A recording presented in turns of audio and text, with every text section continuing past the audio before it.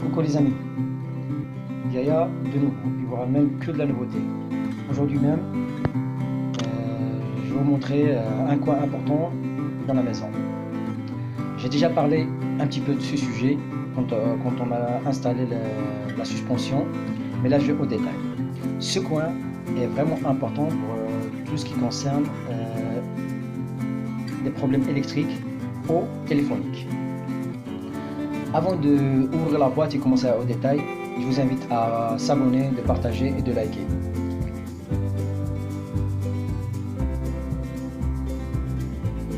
Là, je vais commencer. J'ouvre la porte. Quand on ouvre la porte, on trouve plusieurs éléments. Et chaque élément a un rôle, mais ils sont tous reliés dans ce sens. Ou dans ce sens. Ça, c'est le premier élément qui concerne un disjoncteur différentiel qui alimente l'appartement. Là, il est en position 1. Ça veut dire ça marche et le courant passe. C'est dangereux. C'est-à-dire si on veut travailler à la maison, on est obligé de déjoncter, le baisser vers le bas. De là à là. 0, position 0. Sa puissance maximale, c'est 45 ampères. S'il y a un souci électrique, pour circuit, surcharge, c'est-à-dire on a allumé four, gazinière, ballon chaud et tout, et il y a trop de charge, ça déjoncte. Mais pour que ça déjoncte, c'est le compteur qui va le diriger, car il y a une consommation réelle et la potence maximale, ce qu'on va voir plus tard. Comme on a dit, le courant vient de l'extérieur, il passe par la partie en bas. Si vous avez bien vu, il y a une vis là, ça dévisse, et on passe, il y a deux câbles, il y a deux bancs, on visse là. Ça sort de là, c'est derrière le tableau, et ça rentre dans le compteur. Et du compteur, ça alimente le reste. Comme vous voyez, il y a deux sécurités. Des serflex, ou on l'appelle le plombage. Ça, c'est fait par le technicien EDF. C'est pour sécurité, pour ne pas tricher ou trafiquer le compteur. D'accord, ça on a fini avec ça, on va se diriger vers le deuxième. Le deuxième, c'est un compteur Linky. C'est la dernière génération de compteurs en France. Avant, on galérait pour noter la lecture réelle, envoyée par email, par courrier, machin, ou sinon le mec il vient à la maison, prend rendez-vous, noter tout. Là, c'est simple. Le compteur il est relié directement avec la centrale, avec EDF. Ils prennent la lecture réelle, à l'instant. Et comme ça évite le paperasse, les papiers et tout. Je vais au détail. Ce système de Linky, il y a deux boutons, plus ou moins. On peut utiliser soit la première, soit le deuxième. Comme vous voyez, le compteur il est éteint. Dès que j'appuie sur l'un des deux, ça va allumer.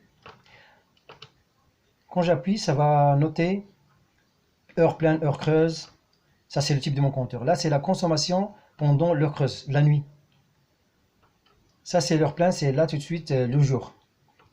Ça, c'est la consommation réelle. C'est-à-dire, j'ai la télé allumée, une ampoule et tout ça, ça consomme 123 volts par heure. Ça, c'est le volt ampère. C'est la puissance maximale que mon disjoncteur ou mon compteur il résiste. Là, c'est le kilowatt-heure. C'est le type de contrat que je signais. Ça, c'est 6000 volts ampères. Si ça dépasse les deux, et ben, ça coupe. Ça, c'est le numéro de compteur. Ça, c'est l'heure actuelle. Ça, c'est la date. Et là, c'est fini. Comme on a fini du premier, on va se diriger vers la deuxième. La deuxième, c'est un tableau porte visible. Il se compose chez moi de deux lignes. Une petite en bas.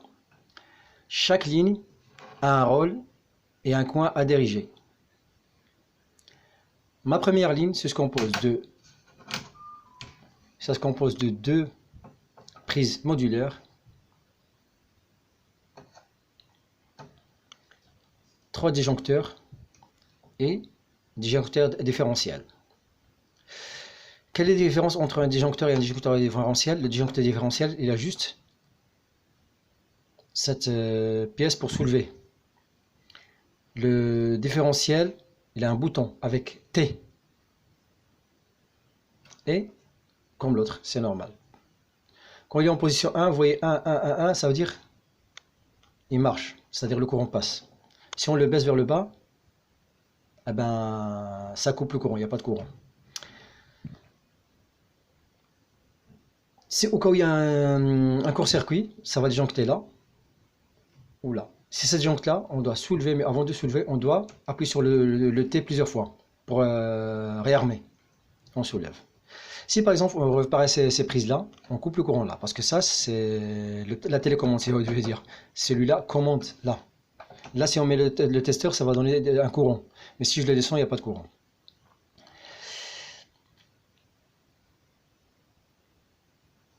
Celui-là, qu'on voyait, c'est 32 ampères. Elle est puissante par rapport aux deux autres. Ça c'est pour la gazinière, parce que ça consomme beaucoup. Si on met ici 10 ampères, soyez sûr et certain, ça va disjoncter une fois sur 10. Tout le temps ça va disjoncter parce que elle est inférieure. Une remarque, c'est toujours quand on parle d'une prise, on doit utiliser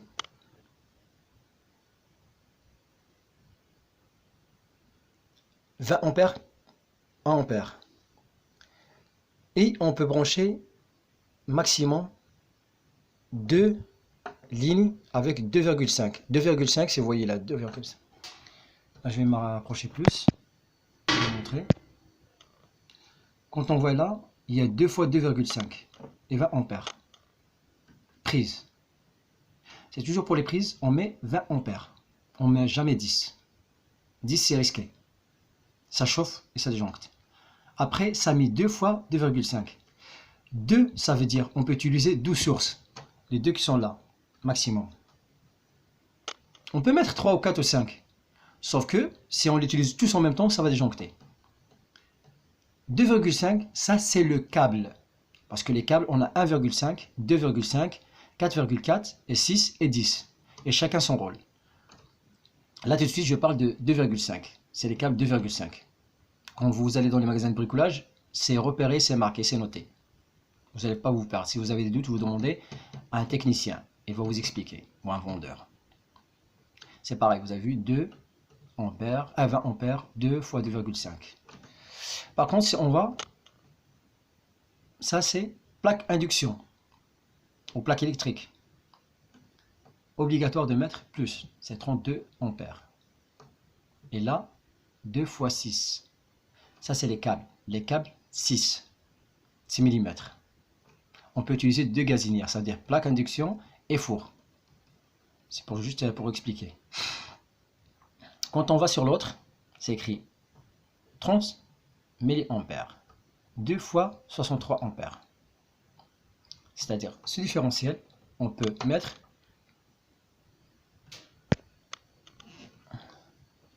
deux sources.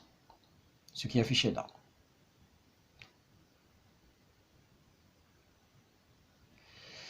Et sa potentialité, c'est 63 ampères. C'est affiché là. Maximum.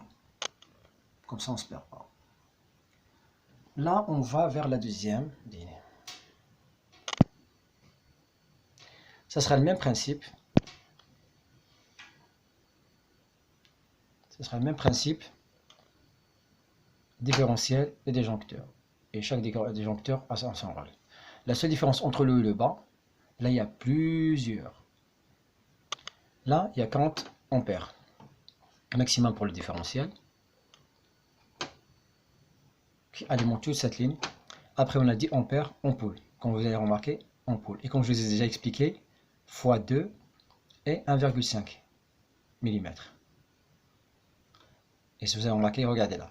20 ampères pour les prises, 10 ampères pour les ampoules, 20 ampères, ça c'est pour la hotte de cuisine, ça c'est la hotte de salle de bain, 20 ampères parce que ça consomme, Et 2 ampères, ça c'est juste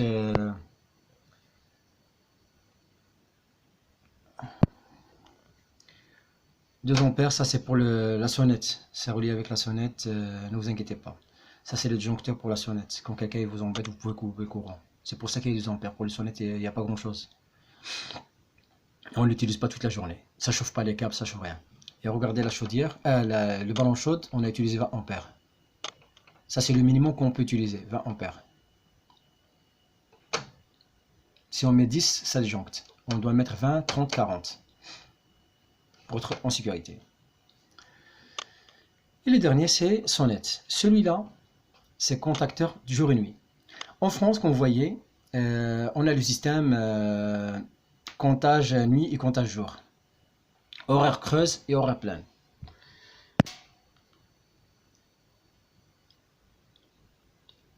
Il est en position automatique. Ça veut dire, c'est dès qu'il arrive l'heure, ça déclenche pour le comptage creuse au comptage pleine. Automatique, on se casse pas la tête. Et c'est bien, parce que là, on n'est pas stressé. Ah, j'ai dépassé, j'ai pas dépassé, mais là, c'est bien.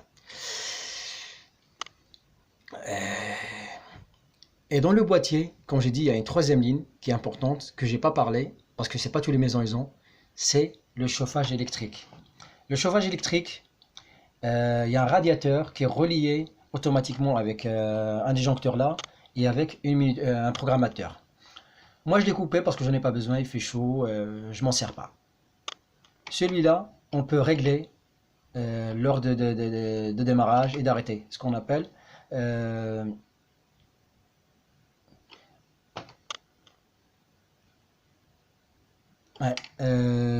non, oui c'est ça, c'est vrai, oui. On peut régler l'heure, que le chauffage démarre et l'heure qu'il s'arrête. Programme, machin. Là, je ne l'ai pas utilisé parce que c'est pas vraiment intéressant. Mais je vous donne déjà quelques astuces dessus. C'est-à-dire les 2 verres, c'est pour changer l'heure et les minutes. Ça, c'est pour effacer le programme. Ça, c'est pour enregistrer. Et ça, c'est les programmes, ce qu'on peut utiliser, les jours, les machins. Ça, ce qui concerne, tout ça, ça concerne les câbles électriques.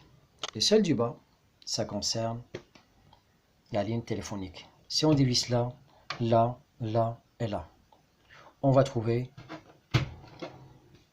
des câbles de fibre ou antennes électriques. Antenne téléphonique. Là, c'est la première des choses qui fait un électricien qui vient de Bouygues ou SFR ou Orange pour installer la ligne téléphonique. Elle débranche là, il vérifie que c'est le courant arrive là, déjà. Le jus arrive là. S'il voit que tout va bien, là, il va commencer à suivre la ligne jusqu'au bout, à la maison. Là, moi, j'ai pas touché, si vous avez remarqué, j'ai rien touché. Pour une simple raison, pour la sécurité. Ça, c'est pas mon travail, c'est le travail d'un technicien qui est apte à faire ce type de travail. Moi, j'ai pas les outils, j'ai pas les moyens de le faire et je ne veux pas le faire. Pour une simple raison, c'est pas le sujet. Moi, je parle juste quelqu'un qui veut faire installation après ce boîtier, pas avant le boîtier ou dans le boîtier. Arrive un jour que vous montrez ce qu'on fait là-dedans, mais là tout de suite, je vous déconseille parce que c'est pas bon et c'est interdit par loi. Changer une ampoule, c'est légal. Vous pouvez le faire vous-même. Même un bébé, vous pouvez le faire. Accrocher un abat-jour, mettre une suspension, c'est légal et normal. Mais avant de le faire, il faut couper là. Pas plus, pas moins. J'espère que cette vidéo était utile pour vous. Je vous souhaite bonne journée, bon courage. N'hésitez pas de m'encourager. Merci à vous et bonne journée.